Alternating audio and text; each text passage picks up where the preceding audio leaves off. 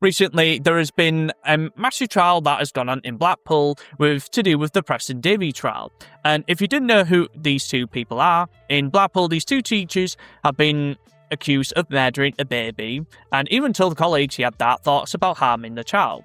And obviously this is a very sensitive subject, but I really do want to dive into depths and the truth about liberal societies, how the social services work, and as well to do with why this happened in the first place.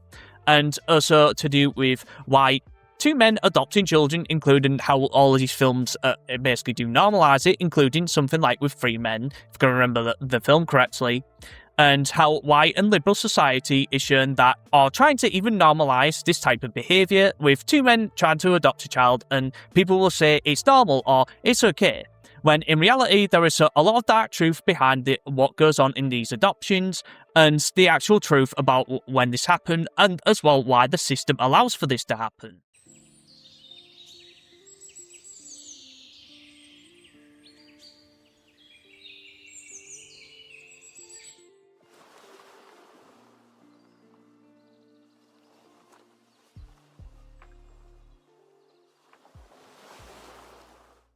So today we're going to be talking about the Preston Davy trial, and I know this video is a bit last minute, so apologies if I sound very incoherent, but I just wanted to really get my thoughts on how that's happened from Lancashire News in Blackpool, and that basically is these two Preston Davy trial, or the teacher accused of murdering a baby and told the college he had dark thoughts about harming a child.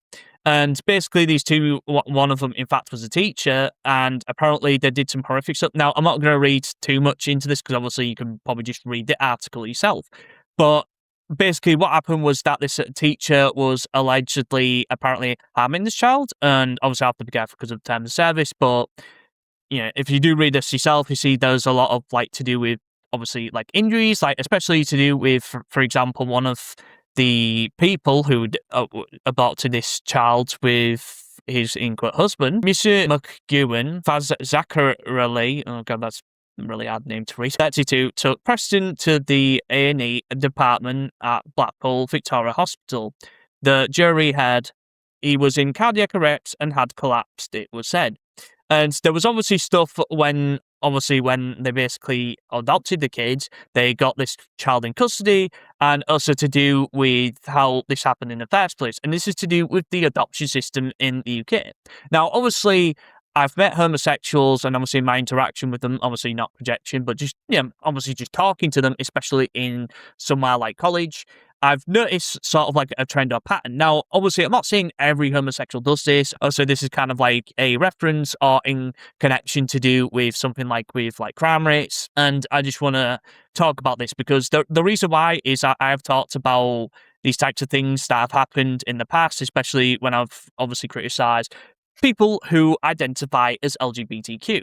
And this is kind of like the dark truth behind when these gay adoptions happen, because obviously a lot of people just want to think that, oh, this has been like very normalized, and that a lot of these people, when they adopt these children, obviously think they are, sex toys.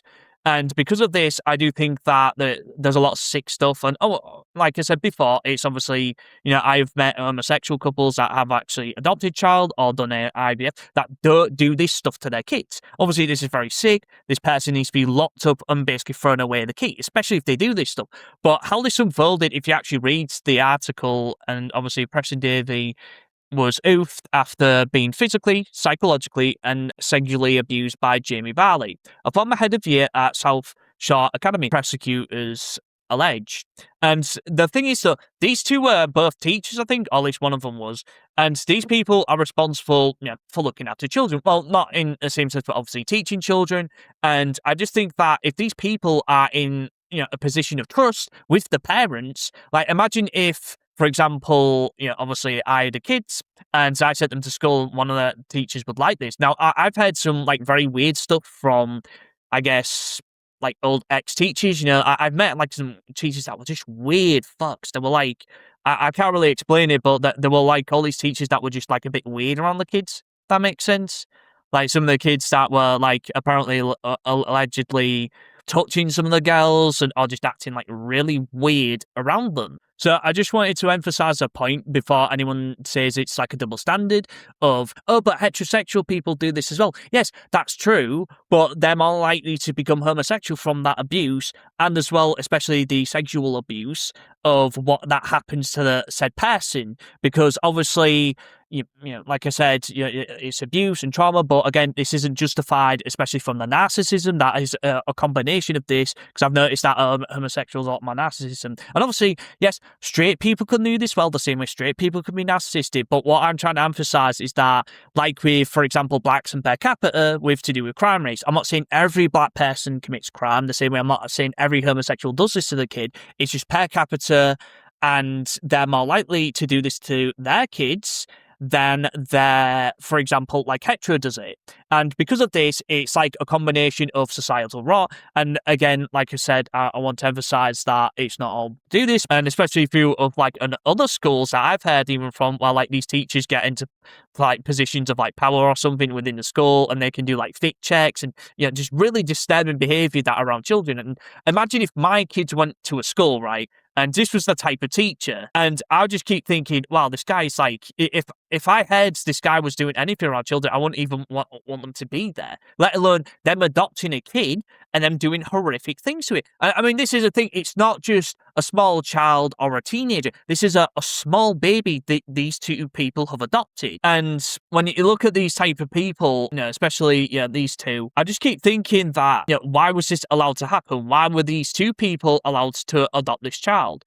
And obviously, like I said, to do with the court system and why homosexuals are seen as being allowed to adopt. Now, in my opinion, I think that homosexuals should not adopt. In fact, in my opinion, I think that they should just be pretty much banned from having children. And it's not a case of, like I said, obviously, I've talked about homosexuals before where they've adopted kids and they don't do horrific shit like this. But I think it's just too risky, because per capita, I think that a lot of them are more likely to do this. So if I get some statistics up, because, I'm a nice statistics enjoyer, if I can actually find them. Better yet, I'll actually just find stories. So, for example, this gay Georgian couple will spend their life in prison for sick abuse of their adopted sons. And this isn't just a pattern. For example, there's more cases like this. Like, for example, this dog show host was basically charged with distributing child porn, as depraved dating app messages detail his plans to rape the infant, and he and his husband are expecting by surrogate. And you just start to notice things like this, don't you? Where you start noticing this pattern of there's a pattern of abuse, and especially like you start to notice this where the two alleged parents do horrible and disturbing things to their children. And obviously, people go into trauma why like homosexuals are like around. And obviously, look, it's a lot more common nowadays, and I understand why people go into that lifestyle. Again, I'm not going to be super judgy, because obviously Gen Z have been pushed into a lot of degeneracy. But what I'm trying to say is that you just see this common pattern where homosexuals or transgenders or whatever adopt children, and they end up doing horrific things to them. Obviously, I'm repeating myself, but what I'm trying to say is that, like, statistically, for example, let me see if I can find this. Not divorce. Sorry, let me just have a little quick through. But yeah, I'll bring this up. The sources are in the barcode, but basically, LGBT people are more likely to have like health problems. A lot of them are more likely to be pedophiles, and obviously this goes into do with why they're being gay, because people say it's like a lifestyle choice when it pretty much is. And the reason why is obviously, look, if you speak to any homosexual, even from my own experience with just talking to them, a lot of the time that a lot of them either don't have good relationships with their parents, or that they've been heavily abused in some way, and instead of physical or sexual abuse. Because of this, they have to project this onto the kid. So this is why, for example, something like with these two parents, these people probably have been abused. But I'm not justifying the abuse. What I am actually trying to say is that a lot of these people, a lot of the time, will do things like this because they'll project this onto the kid because they've been abused themselves. But obviously, that doesn't excuse the abuse. It's just more of a case of why this happened and why these types of parents do this. And like I said before, this is why it should just be banned, because obviously they're more likely to do this type of stuff around kids. It's just, to me, it's just, obviously very risky. I probably wouldn't risk it. And obviously you start to notice things like this. I actually do want to bring up a video here, just kind of support my claim. I'll see if I can The slow it criminal down. proceedings underway at Preston Crown Court carry severe implications for the British child protection system. Prosecutors have charged 36-year-old Jamie Varley and 31-year-old John McGowan Fazakerley with the murder and sexual violation of 13-month-old Preston Davy. The clinical paradox of this case is that Preston was not hidden from the authorities.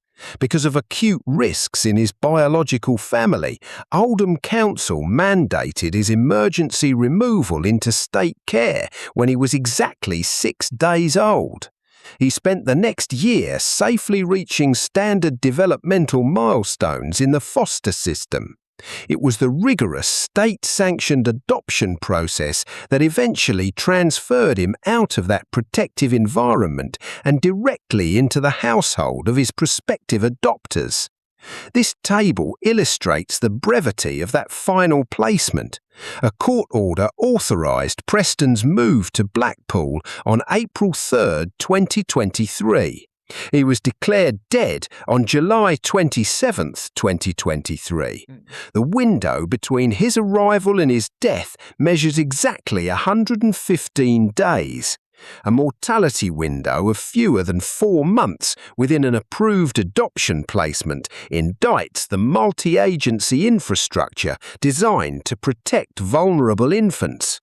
The resulting legal action suggests a fatal systemic erosion in how the state evaluates domestic safety. Preston's I just wanted to chime in here. Basically, when people would say, would you rather be in the foster care system or be adopted by 2 parents?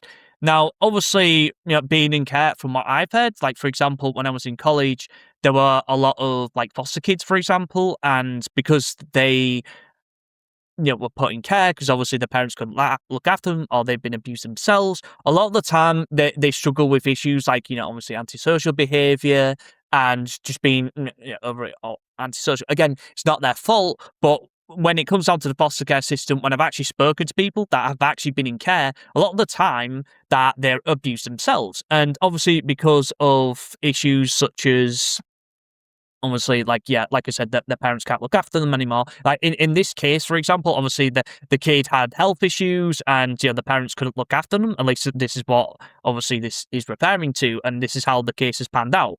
But when it comes down to care, obviously a lot of people, like I said, are abusing. I've had stories of them using guns on each other, and obviously drugs, or even overdoses within the foster care. So obviously you could argue that if they get adopted by 2 mums or 2 dads, then obviously you're going to think that's a better option. But I think in this case, when 2 grown men adopt a kid, especially when this happens, because obviously, like I said earlier, the whole liberal narrative is, we're like, well, it's actually okay if you have 2 mums or 2 dads. I mean, the mental health and physical health that goes behind this is supports against it. And I could obviously bring this up, but I just obviously we'll continue this video. But yeah, I've noticed that obviously long-term foster care is probably not the most ideal, and obviously sometimes even as well, it'll probably just get rushed a little bit earlier to obviously be put in care. Tethered to multiple institutions. Oldham Council retained ultimate responsibility as his original corporate parent, while Blackpool Council operated as the host authority overseeing the physical placement. This table maps out the sheer volume of bureaucratic oversight attached to his short life. The roster of active statutory bodies range from the regional adoption agency handling the match to the local social services, right through to the emergency responders at Blackpool Victoria Hospital. Regional adoption agencies, or RAAs, were specifically engineered to streamline the matching process across different municipalities. In practice, centralising that assessment process often triggers a depersonalisation of the rigorous vetting required to evaluate a household. The density of this administrative web proves that the 115-day mortality window occurred despite constant statutory involvement. Administrative presence does not equate to child safety. This flowchart breaks down the UK adoption assessment pipeline. It operates in two distinct phases. Stage 1 handles statutory checks, physical health, and personal references. If cleared, If you don't know what a DBS check, if you're not really sure what it is, a DBS check obviously, but it's essentially like a criminal background check, where basically, you want to make sure that the parents aren't going to do anything to the kid. You want to make sure that they've got good backgrounds, and obviously in this case, that the two guys, obviously if they're a teacher, then people aren't going to suspect it as much. That the system is going to trust them more because obviously they're around kids and they're obviously supposed to be trustworthy. But obviously in this case, even when there were teachers and obviously happened to be homosexual, they ended up doing some horrific stuff. But if you've noticed from the system, this is why this is allowed, because obviously to do with all the statutory checks and all of the things. Obviously, in this case, when this kid was adopted, it was basically rushed through the system. It was basically didn't have, I guess, the proper checks that it's really supposed to happen. And this is the problem. Obviously, this has to go through all of the bureaucracy of it. Obviously, you want this to be not rushed. You want to make sure that he's in proper care, but in this case, he was not. applicants move to Stage 2, which involves an intensive home study conducted by a qualified social worker. The critical filtering mechanism in Stage 1 is the DBS check. The entire vetting apparatus relies heavily on the disclosure and barring service to filter out known offenders before they ever reach the home study phase. Because Jamie Varley possessed no prior criminal convictions, he presented a perfectly clean record to the state. He easily bypassed the Stage 1 filters. The forensic digital evidence recovered by the prosecution reveals the vulnerability of that process. Investigators recovered extreme pornography from Varley's possession and this is similar to the San Francisco dog show host that I mentioned earlier.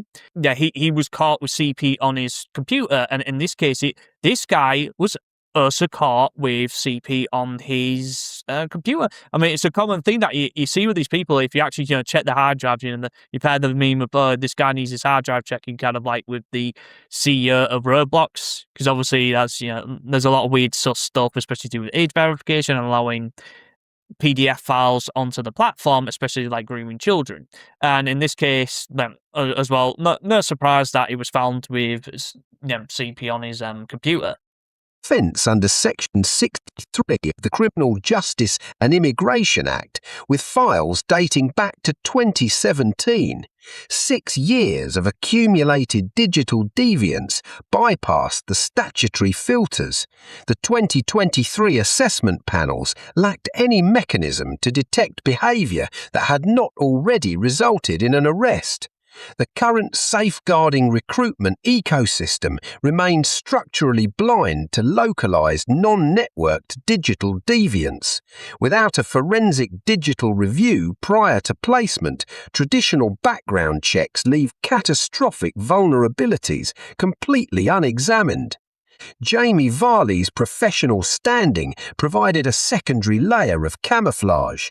As a head of year at South Shore Academy in Blackpool, he was entrusted with the safeguarding of hundreds of adolescents in years 9, 10 and 11. That's the point I made earlier, that, it didn't seem suspicious or source that and teachers, so nothing is going to be highly suspected. That role is governed by the stringent Keeping Children Safe in Education statutory guidance. Operating within this framework grants an educator an inherent presumption of extreme vetting and moral reliability. In this side-by-side comparison, we see how risk assessment methodologies break down. The standard Think Family model effectively probes biological families to identify localised risk, poverty or substance abuse. But when applied to a professional household, those same investigative tools are repelled by the subject's perceived social standing. Forensic psychologists label this phenomenon system grooming. An offender in a high-status role understands exactly the safeguarding language and behaviours that social workers expect to see. So he could basically just like manipulate the adoptees, like, oh yeah, I get access to like a free kiddie if I just play along. And like, okay, it's quite similar to Savile. Well, obviously Savile's case was a lot more extreme, but obviously like how we could get around the system and get in bed with all these like powerful people, and obviously him being in a position of power, plus as well the authorities, he could pretty much easily trick them. Mirroring those traits to manipulate the professional network assessing them. This mirroring tactic consistently induces what practice reviews call disguised compliance and professional deference. Assessors treat the applicants as colleagues rather than subjects of investigation. The UK adoption framework harbours a fatal unconscious bias.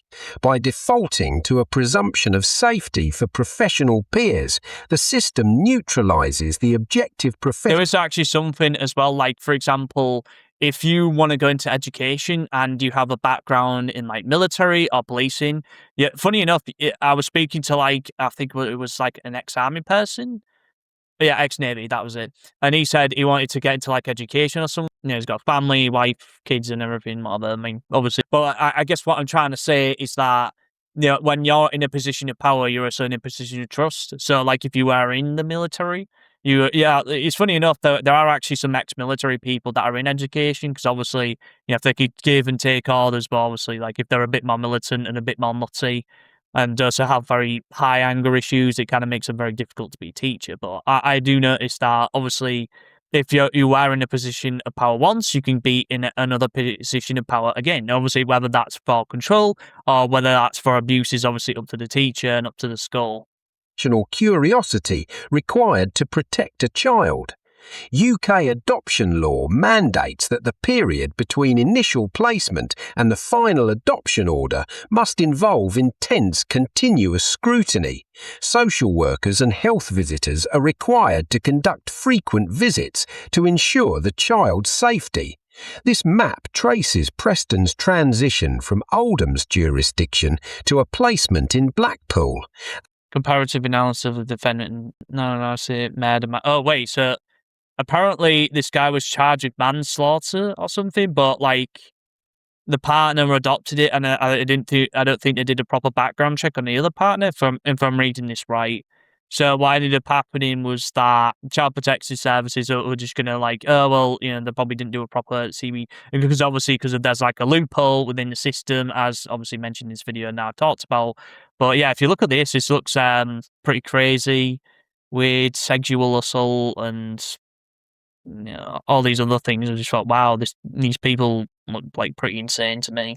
That cross-border coordination inherently fragments local oversight, dividing the responsibility for monitoring the child's welfare across multiple distant administrative bodies. Despite the statutory mandate for intense scrutiny, digital metadata from the recovered devices indicates that systematic abuse occurred consistently from March through July 2023, entirely undetected by visiting professionals. The immediate onset of this digital capture contradicts a standard stress response narrative, where a caregiver breaks under the pressure of a new infant. The timeline points clearly to a calculated predatory opportunity, utilising the adoption apparatus. So it wasn't just the case of obviously like the people doing this, but it was also the system might allow this. So basically, like I said, because of the loophole, there was like a vulnerability in the vetting system where basically they're allowed to approve this a lot quicker than people you usually do, because obviously there's like a very obviously vetting process. You don't want to, if you are going to entrust a child with someone, you want to heavily background them, especially doing digital evidence, and obviously that could get into privacy. But again, you're trusted with someone else's child, not even as a teacher, but also as a foster parent. And if you obviously abuse that, you want to make sure that you do proper checks. Like there isn't just multiple checks. Sorry, there's obviously is multiple checks that but in this case, it was managed to, for the system, allow this to go through. As a vehicle for access, The 115-day monitoring vacuum culminated on the evening of July 27th. At approximately 7:15 p.m, Preston was brought to the Blackpool Victoria Hospital Emergency Department by his prospective adopters, completely unresponsive. The combination of geographic fragmentation and professional deference created a total oversight vacuum. It allowed systematic exploitation to occur continuously under the guise of an approved state-monitored transition. The Crown Prosecution Service authorised 33 specific charges against Jamie Varley. The inclusion of murder, assault, grievous bodily harm and distributing indecent photographs outlines a campaign of systematic torture and exploitation rather than singular negligence. Looking at the indictments, the strategy regarding John McGowan Fazakerley centres on Section 5 for allowing a child's death. This enforces joint culpability, preventing adults from using a silence pact to escape liability when failing to protect a child. By utilising this specific legislation alongside joint charges of child cruelty, the CPS formally acknowledges that this adopted domestic environment was structured as a site of shared culpability. In response to these catastrophic oversight failures, the UK government's Stable Homes Built on Love initiative proposes structural reforms, demanding increased frequency and depth in multi-agency reviews. This updated flowchart reflects demands from safeguarding experts. The core proposal is enhanced digital vetting, requiring prospective adopters to submit hardware and online history for review. The sector is also pushing a strict probationary model of intrusive surveillance for the first 6 months of placement. The UK safeguarding state must rigorously restructure how it defines and investigates risk. The legal transfer of a child from And it's not just a case of this either, it's also a case of the fact that when it comes down to not just state, but also like people would see this as, oh, well, there's nothing wrong. I mean, this guy's, oh yeah, he's got murder, manslaughter, digital and sexual offences, but also, you know, the other guy allows the child to die. And obviously, when it comes down to all of the horrific stuff, I don't even want to read that article, but maybe you can rewind this video and look at it yourself, like all of the horrific stuff he did to the kid, like obviously a lot of the sexual abuse and things like that. I just think that it was just more of a, oh, well, you know, it's liberal, but well, there's nothing wrong with two gay dads, and if you question it, you're a homophobe. And they use the homophobe word to basically make sure that these, obviously, deviants and these horrible people were allowed to adopt the kid, because obviously if they question it, they say, oh, you're not allowed this. I mean, it's not even the case of them being gay. It's the fact that they actually had like proper horrible offences that one of the partners did, and the other one allowed the child to unfortunately pass. And because of this, it's this like liberal narrative of, oh yeah, we've got to like make sure these people have the kid like instant, because it's, yeah, it's seen as like a good thing. It's like propaganda and all of the brainwashing, and as well like someone like with David Clues and obviously Mark Curlett was on that again. You know what I think about Mark Curlett, but I will emphasise this point here where, and obviously, like I said, these people get abused themselves and they do it onto other people. It's kind of like with communal narcissism, where the person that does the communal narcissism, goes out and does all the abusing, but then, he tries to put on this nice guy persona. He's like, oh, well, I'm a nice guy. I'm a teacher, for example. I wouldn't do anything wrong to a child, when in this case, this is what happened. And like I said, with all the other cases before this, you've started to, obviously, like I said, notice a pattern with same-sex adoption and obviously the sexual abuse. But again, like I said, when it comes down to this was allowed by the state, and also to do with why these sick people were allowed to do this to a child. So anyway, guys, hope you enjoyed this video about me talking about this case. Obviously, it's very sensitive, but I just wanted to emphasize a lot of the points, especially to do with all of the horrible stuff that happened as a child and why the state allowed this. And as well, if you want to go and link in the description below, links to my channels and Discord as well.